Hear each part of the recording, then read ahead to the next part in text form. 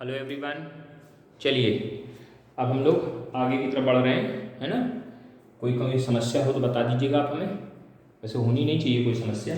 चलिए अगला क्वेश्चन हमारा है कि if A and B and C are three vector such that if A comma B comma C are three vector such that a comma b comma c are the three vector such that a dot b बराबर a dot c, a dot b is equal to b dot c, correct? Then prove that a vector and b minus c are orthogonal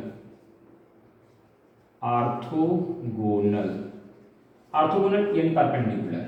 orthogonal मतलब perpendicular, ठीक है। आपको ये given किया गया है और साथ ही साथ एंड ये भी बताया जा रहा है कि A vector does not equal to zero and B vector does not equal to C, और बी और सी बराबर नहीं। ये दो बातें और भी बताई गई ताकि कहीं कोई डिस्टर्बेंस ना हो सके कि ए वेक्टर की वैल्यू जीरो नहीं है सर, आप इसको जीरो नहीं बोलेंगे, आप इसको जीरो नहीं बोल सकते हैं, और बी माइनस सी की वैल्यू बराबर नहीं है, ये भी बात बता दी आपको। चलिए अच्छा, तो ऐसा क्या गिवन है? गिवन क्या है? सिंस ए डॉट बी बराबर बी डॉट सी के, इसको उठा ए डॉट बी बराबर बी डॉट सी दिया कि ए डॉट सी दिया है? ए डॉट सी दिया, गलत दिख गया यहाँ सही करिए, ए डॉट सी दिया है। ए डॉट बी बराबर ए डॉट सी दिया है। दोनों देखिए, इसको उठा के इधर ला रहे हैं, ए vector dot B minus A dot C is equal to zero के, इसमें ए डॉट कॉमन कर ले रहे हैं तो B vector minus C vector बराबर जीरो के। अब देखिए दो नंबर्स का गुणा जीरो बराबर, तो ए की वैल्यू जीरो नहीं हो सकती, गिवन है, ठीक है। बी माइनस सी, बी और सी बराबर नहीं हो सकते क्योंकि अगर ये बराबर हो जाए तो वैल्यू जीरो हो जाएगी, तो ए भी नहीं है, ए भी बोल दिया। तो इसका मतलब अब क्या होगा? एक ही चीज बचती है कि इन दोनों वेक्टर का डॉट प्रोडक्ट जीरो के बराबर है। इस वेक्टर का डॉट प्रोडक्ट जीरो के बराबर, तो this implies A vector is perpendicular on B minus C. Answer हो गया। छोटा सा सवाल था बिल्कुल, है ना, बिल्कुल आसान सा क्वेश्चन, आसानी से आप कर सकने की स्थिति रखते हैं, है ना। करिए फटाफट नोट करिए, आगे बढ़ते चलिए। वीर तुम बड़े चलो, कहीं कोई दिक्कत हो तो बता दीजिएगा हमको, है ना। हाँ वैसे समस्या आनी नहीं चाहिए, अगर समस्या आती है तो हम लोग पट के मारे जाओगे। अगला क्वेश्चन लिखा है if C is perpendicular on, if C vector is perpendicular on both A vector and B vector. इन्होंने बोला कि सी वेक्टर जो है ए वेक्टर और बी वेक्टर पर परपेंडिकुलर है, तो कह रहे then prove that it is also perpendicular on, it is also perpendicular on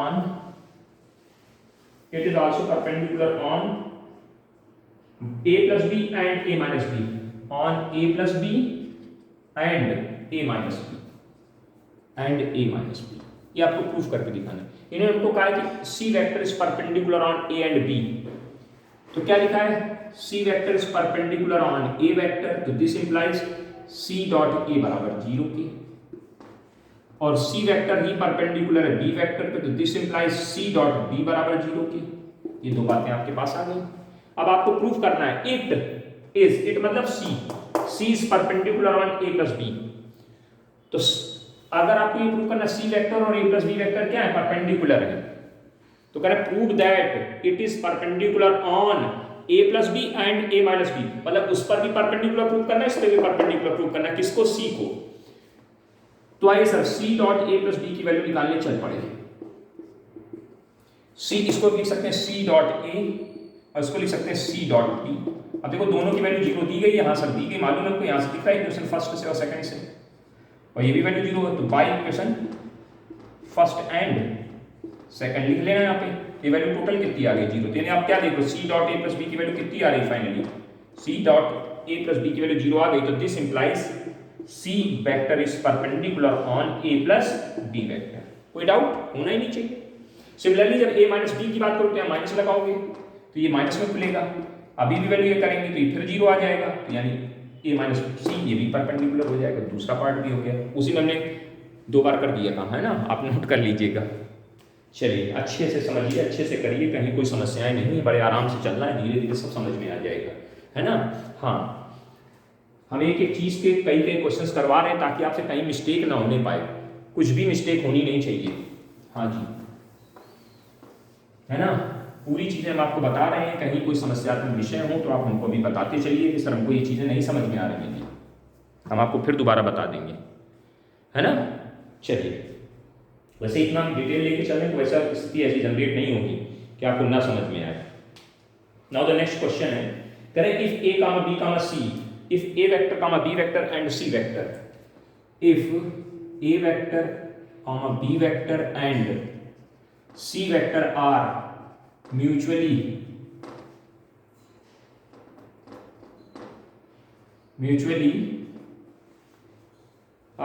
perpendicular,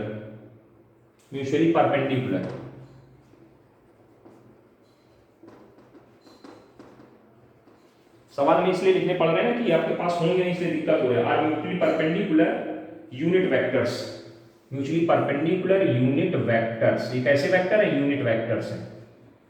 then find out the value of, find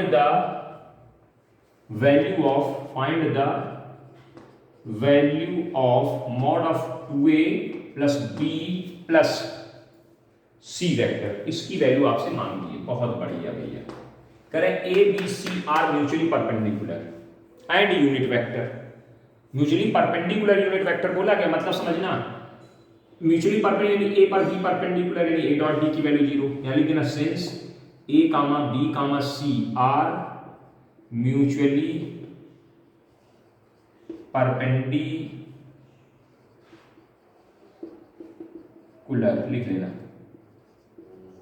hence A dot B बराबर 0, B dot सी बराबर 0 and C dot A बराबर 0, ये 3 बातें। और साथ ही साथ बोल रहे हैं unit vector are mutually perpendicular unit vector, एक ही बात में जोड़े दे रहे हैं, तो क्या मतलब हो जाएगा, mod of A is equal to mod of B is equal to mod of C is equal to 1 के। म्यूचुअली परपेंडिकुलर यूनिट वेक्टर की मीनिंग आपको समझ में आ गई होगी, mod of A, mod of B, mod of C सब बराबर 1 के हैं। तो कह रहे किसकी वैल्यू चाहिए, देन फाइंड दिस वैल्यू। तो ऐसा मॉड का स्क्वायर, जब भी मॉड से क्वेश्चन स्टार्ट हो तो स्क्वायर करके ही कार्य शुरू किया करिए आप। मॉड का स्क्वायर इक्वल टू वेक्टर का square, 2a plus b plus c vector का होल स्क्वायर। अब होल स्क्वायर खोलना पड़ेगा सर हमको, कैसे खुलेगा, 4a square b square vector का, c स्क्वायर वेक्टर का, फिर 2ab 4a dot b plus 2bc को a plus 2ca 4c dot a। यहां तक मामला बिल्कुल ओके। अब कह रहे हैं कि ये म्यूचुअली, तो a डॉट b की वैल्यू 0, b डॉट c की value 0, c dot a value 0 0 0 हो जाएंगे, तो रख दो। और मॉड ऑफ, इसको क्या लिख सकते हैं हम लोग, 4 mod of a square mod of b square, vector है तो वेक्टर को मॉड में चेंज कर दिया, क्योंकि मॉड की वैल्यू आपके पास है तो वेक्टर को मॉड में चेंज करिए। देखो वेक्टर का साइन अगर कहीं ना लगाओ तो आप लगा लिया करिए, अंडरस्टूड है। प्लस 4a डॉट b, अगली स्टेप में सारी वैल्यू एक साथ रखेंगे, 2b dot c 4c dot a, है ना। सभी लोग अच्छे भैया हैं, समझदारी से समझते चलिए। अब यहाँ लाइन लिख रहे हैं, शायद यहाँ चमक आ रही है इसलिए दिक्कत हो रही होगी, आपको दिखाई नहीं देगा तो उसने ऊपर लाइन उठा लिया। 4 मॉड ऑफ ए की वैल्यू 1 1 का स्क्वायर, मॉड ऑफ बी की वैल्यू 1 1 का स्क्वायर, मॉड ऑफ सी की वैल्यू 1 1 का स्क्वायर, प्लस 4 इंटू 0 4 0 4 इंटू 0, फिर 2 इंटू 0 और फिर 2 इंटू 4 इंटू 0, ये टोटल वैल्यू देखा हुआ, लिख दें सीधे सीधे 0 0 प्लस 0 प्लस 0। समझदार हैं आप लोग, क्या वैल्यू देगा, ये 4 देगा, ये 1 देगा, ये 1 देगा, टोटल वैल्यू कितनी आ जाएगी 6।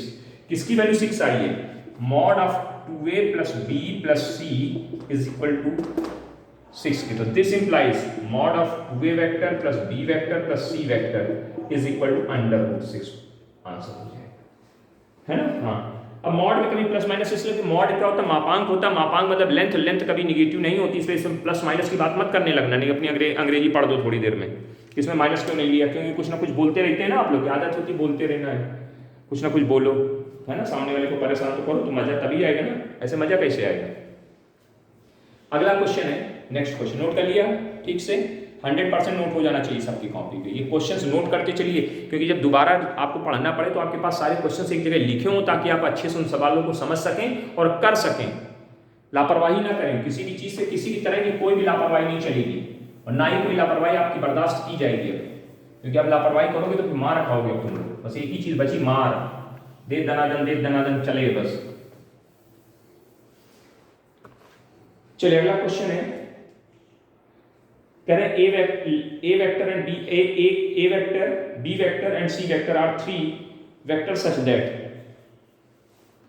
if A vector comma B vector and C vector are such that mod of A is equal to 3, mod of B is equal to 4, mod of A is equal to 3, mod of B is equal to 4 and mod of C is equal to 5, ठीक है, and each one of them being perpendicular and each one of them are perpendicular। इसका meaning ये है कि mutually perpendicular है,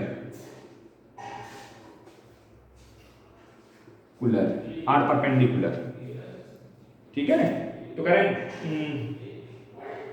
are perpendicular, क्या लिखा है, each of them are being perpendicular to the, एक मिनट, are being perpendicular to the, गड़बड़ थोड़ी लगी, one of them are perpendicular, एक दूसरे पे नहीं है, to the, perpendicular to the sum of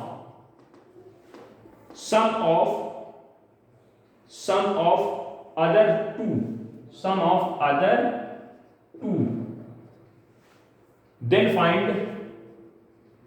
बहुत बढ़िया सवाल है, ध्यान दीजिएगा, then find mod of A plus B plus C की वैल्यू मांगती है, question mark, then find, question ये लिखा है, फिर आप काम करते चलिए।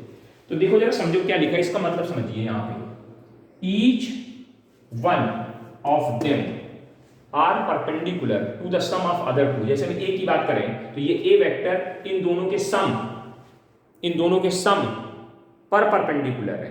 ऐसे B वेक्टर बाकी दो बचे C और A, उनके सम पर परपेंडिकुलर है। ऐसे C वेक्टर बाकी बचे दो A और B, उन पर परपेंडिकुलर है।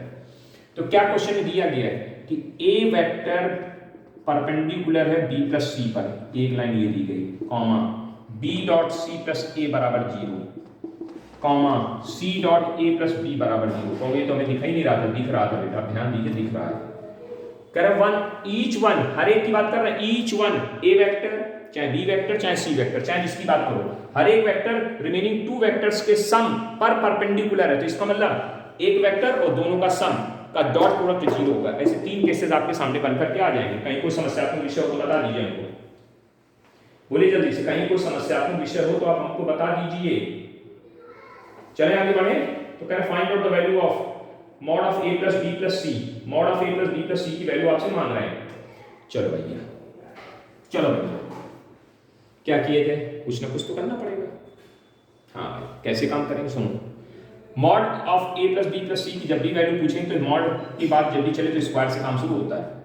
A vector plus B vector plus C vector का स्क्वायर, और स्क्वायर का मतलब होता है self dot product. A vector plus B vector plus C vector बराबर dot A vector plus B vector plus C vector. इस बार क्यों इसे ऐसे लिखा भी समझ में आ जाएगी बात। किसी भी वेक्टर का स्क्वायर का मतलब होता है सेल्फ डॉट प्रोडक्ट, मतलब उसी वेक्टर का उसी वेक्टर के साथ डॉट करा दीजिए। अब देखो एक एक वेक्टर पकड़िए, इसको पकड़िए और इस पूरे के साथ डॉट ऑपरेट करिए। तो A dot A plus B plus C लिख सकते हैं कि नहीं लिख सकते? बिल्कुल लिख सकते हैं। ऐसे B dot A plus B plus C नहीं लिख सकते हैं।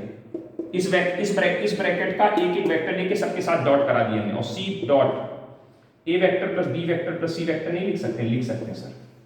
अब जरा थोड़ा सा ध्यान दीजिएगा, इसको भी इसके साथ डॉट कराएं तो ऐसे लिखेंगे A vector dot A vector plus, अब इसका इन दोनों साथ एक साथ डॉट करा देंगे A डॉट B प्लस, इसको नहीं खोला, सिर्फ A वेक्टर को निकाल लिया, बाकी वैसे लिख दिया। ऐसे B वाले के साथ लिख लेंगे, बाकी सबको एक साथ कर देंगे। तो B डॉट B एक साथ हो गया, बाकी B dot A plus C एक साथ हो जाएगा, क्योंकि हमको इसकी वैल्यू दी है तो सीधे 0 रख देंगे। हाँ, यहाँ पे आइए, यहाँ पे क्या हो जाएगा, C vector dot A plus B और C डॉट C लिख जाएगा।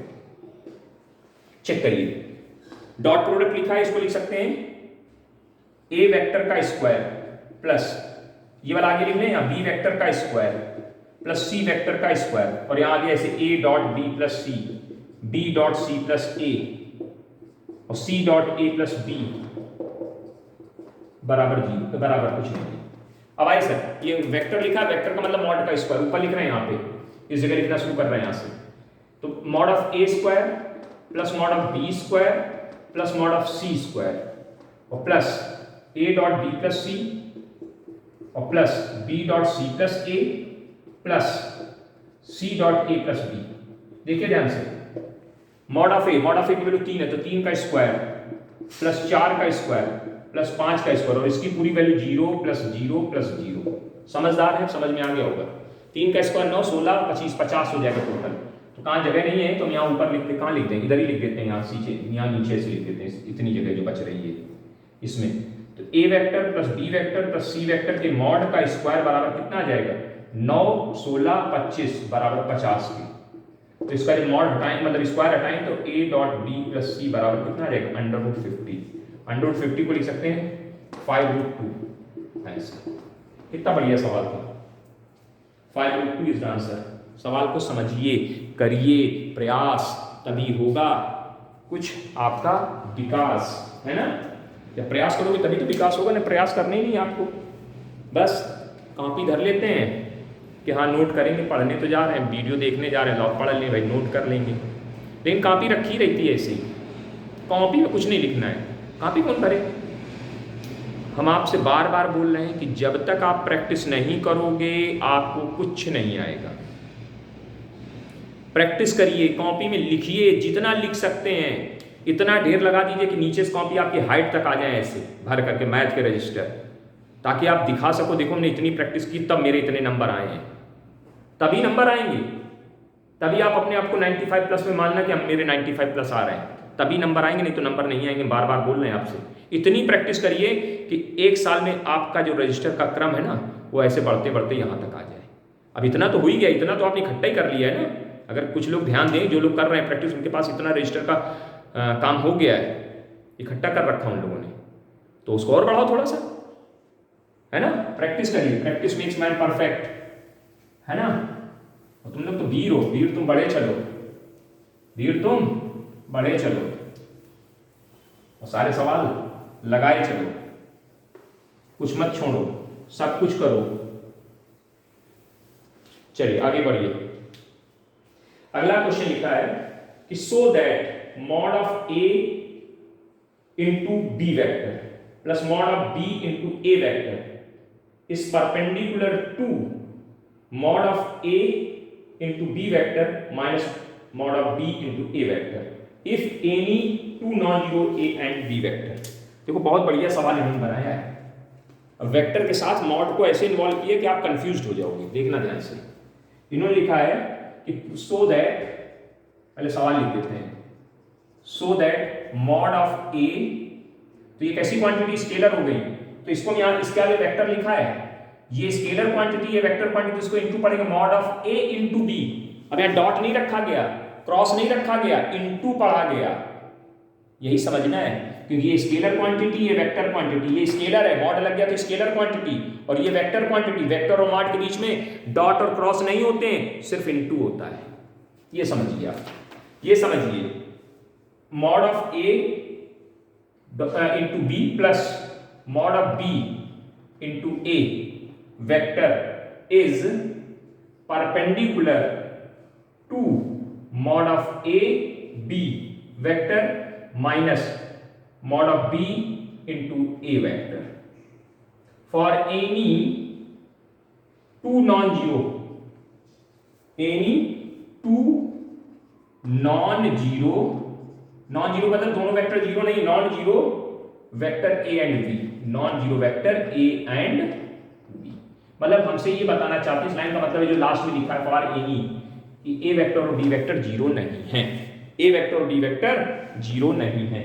बड़े ही क्रम को अच्छे से समझ करके कार्य करना होगा हमको, कहीं जल्दबाजी नहीं दिखानी। ठीक, आपको ये शो करना है कि ये भाई देखो स्केलर का जब वेक्टर के साथ मल्टीप्लिकेशन होता है तो एक वेक्टर क्वांटिटी तैयार होती है। जैसे दिखा देते हैं हम आपको, हमारे पास कोई एक वेक्टर हो 2i plus 5j plus 6k, ये वेक्टर क्वांटिटी है कि नहीं है? और इसमें अगर हम किसी स्केलर का 3 का गुणा कर दें तो नई क्वांटिटी जो आएगी वो तो कैसी क्वांटिटी होगी? वो भी तो वेक्टर क्वांटिटी होगी कि नहीं होगी? तो यानी ये वेक्टर है, उस वेक्टर के साथ ये वेक्टर जुड़ा, यानी पूरा एक क्या संपूर्ण एक वेक्टर ही है। इसको क्या पढ़ेंगे? ये वेक्टर क्वांटिटी है। ऐसे ये भी एक वेक्टर क्वांटिटी है, ये भी एक क्या है? हम जैसे बार लगा देते हैं तो आप बार को एरो समझ के काम करिएगा। बार बार बोल रहे हैं बार क्या मतलब? एरो है। बार का मतलब क्या है? एरो है। एरो के रूप में उसको काम करिए। ठीक, चलिए अब बढ़ते हैं। तो आपको क्या प्रूफ करना है कि ये वेक्टर और ये वेक्टर परपेंडिकुलर है, so that these are perpendicular. तो क्या करना है? इन दोनों को डॉट कराते हैं। Mod of A into B plus mod of B into A dot mod of A into B minus mod of B into A, इसका डॉट कराते हैं। अगर इसकी वैल्यू 0 निकल आई, अगर इसकी वैल्यू 0 निकल आई तो भाई परपेंडिकुलर हो जाएंगे, और वैल्यू 0 नहीं आई तो नहीं होंगे परपेंडिकुलर। ठीक, चलिए शुरुआत करते हैं। इसको पकड़ो, अकेले एक को इसके साथ डॉट करा दो, क्या वैल्यू आएगी? इस इधर से लिखे ना, अच्छा नहीं लग रहा है ना, इधर लिखते हैं। इसको पकड़ा, इसके साथ डॉट करा दिया, तो mod of A into B dot, ये पूरा mod of A into B minus mod of B into A vector. फिर इसको पकड़ो, इसके साथ डॉट करा दो, plus mod of B into A vector bracket mod of A into B minus mod of B into A. ठीक है, last में थोड़ा छोटा छोटा लिखना पड़ेगा क्योंकि जगह की कमी थी। समझदार है, समझदार है। इसका इसके साथ डॉट कराइए। अब इसका इसके साथ डॉट करा, एक एक करके क्या वैल्यू आएगी? इसको जब इसके साथ लेंगे तो लिख जाएगा mod of A scalar quantity, mod of A scalar quantity, vector B, vector ये वाला, ये वेक्टर है, ये भी वेक्टर, दोनों वेक्टर, वेक्टर और वेक्टर के बीच में ही डॉट पुट होगा। ये देखो, ये जो डॉट का निशान था, देखो इन दोनों वेक्टर्स, देखो ये सब ऐसे लिख दिया, ऐसे लिख गुणा कराया, तो सिंपली गुणा करने में ये 3-4 चीजें आई थी, ये आया था, ये आया था, ये आया था। अब हमारा ये डॉट कहां जाएगा? दोनों वेक्टर्स के बीच में चला गया। बस समझदारी से काम करिए। माइनस, सॉरी, हाँ माइनस आएगा, माइनस आएगा, गलती बोल रहे हैं, माइनस आएगा। Mod of A, mod of B, फिर क्या आएगा? A B dot A, B dot A. अच्छी बात है भाई, बी डॉट ए, कोई दिक्कत नहीं। इसका गुना इसका इसमें साथ करें तो प्लस आएगा, mod of A, mod of B, और ए डॉट बी आ जाएगा, ए डॉट बी आ जाएगा। आपको मालूम है ए डॉट बी और B dot B, A dot B और बी डॉट ए की वैल्यू एक ही होती है, यानी दोनों वैल्यू कैंसिल हो जाएंगे अगले स्टेप में, लिख देंगे साइड डिवीजन के साथ। और जब इसका गुना इसके साथ होगा तो आएगा mod of B A vector dot A vector.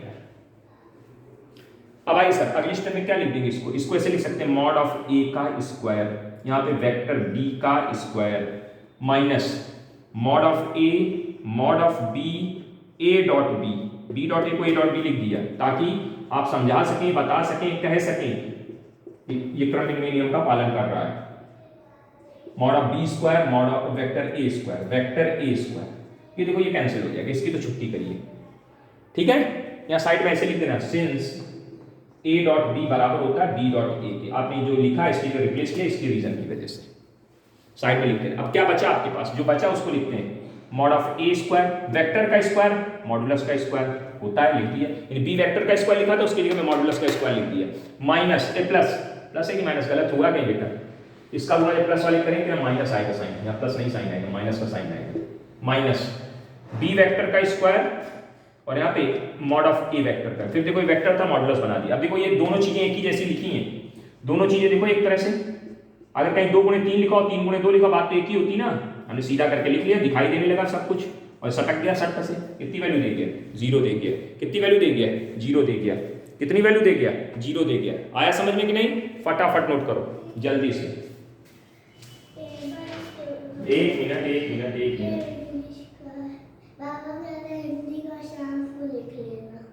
चुप रहो थोड़ी देर।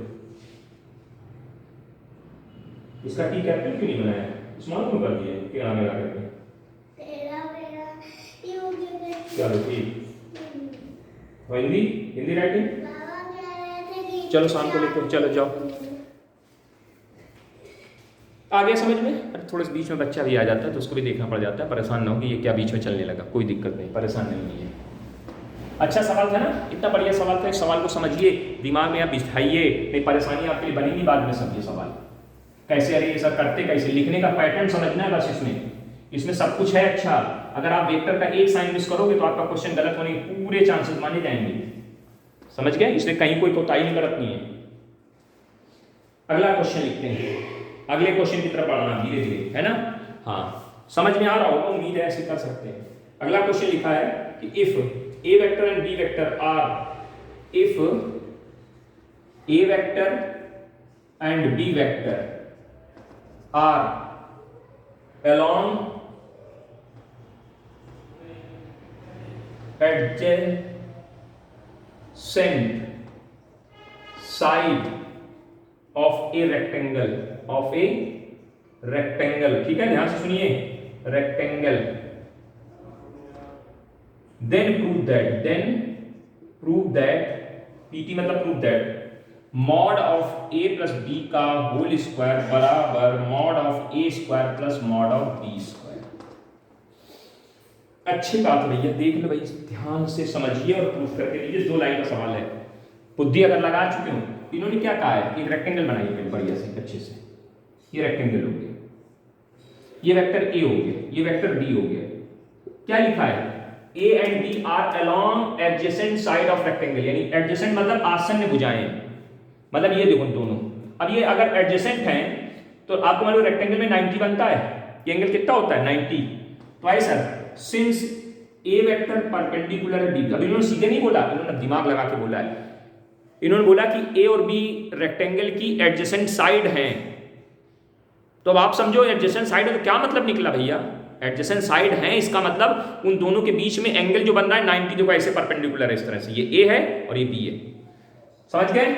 तो मतलब समझ में आया, इसको क्या लिख सकते हैं, A डॉट B बराबर। तो कह रहे प्रूव दैट, इसकी वैल्यू मान ली, चलिए कोई दिक्कत नहीं। Mod of A plus B का होल स्क्वायर बराबर A प्लस B वेक्टर का स्क्वायर, इसको लिख सकते हैं सेल्फ डॉट प्रोडक्ट के रूप में, ऐसे नहीं लिख सकते, बार बार समझा रहे हैं, या सीधे होल स्क्वायर खोल सकते हैं। अब इसको पकड़ो, इसके साथ डॉट करा दो, एक एक स्टेप करके दिखा रहे हैं आपको। A dot A plus B, फिर B dot B A plus B, अब अंदर फिर से एक बार डॉट करा दीजिए अलग अलग, A dot A plus A dot B plus B dot A और प्लस B डॉट B। अब इसको क्या लिख सकते हैं, A वेक्टर का स्क्वायर A डॉट B, और इसको B डॉट A को फिर से A डॉट B, क्योंकि रीजन होता है A डॉट B बराबर होता है B डॉट A, बार बार समझा रहे हैं, डॉट प्रोडक्ट रिमेनिंग नियम का पालन करता है, क्रॉस नहीं करता है। और यहां पे B वेक्टर का स्क्वायर। अब देखो अगली स्टेप में यहां क्या आ जाएगा, ऊपर आइए ध्यान से, mod of A plus B का स्क्वायर बराबर चल रहा है क्या, वेक्टर का स्क्वायर मतलब मॉडुलस का स्क्वायर। अब A डॉट B की वैल्यू देखो 0 है, यहां से लिख चुके हैं हम लोग, यहां 0 आ जाएगा, प्लस फिर 0 आ जाएगा और plus mod of B square.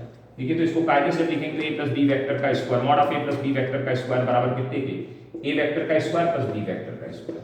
Meaning कहां था, मीनिंग था रेक्टेंगल शब्द में था कि रेक्टेंगल है तो रेक्टेंगल में हर एंगल 90 होता है, और 2 एडजेसेंट वेक्टर हैं तो उनका डॉट प्रोडक्ट 0 होगा। बस इतनी सी बात समझनी थी, और समझ जो गया है वो कर ले गया है, तो जो नहीं समझ पाया है वो बैठे बैठे धन्य है।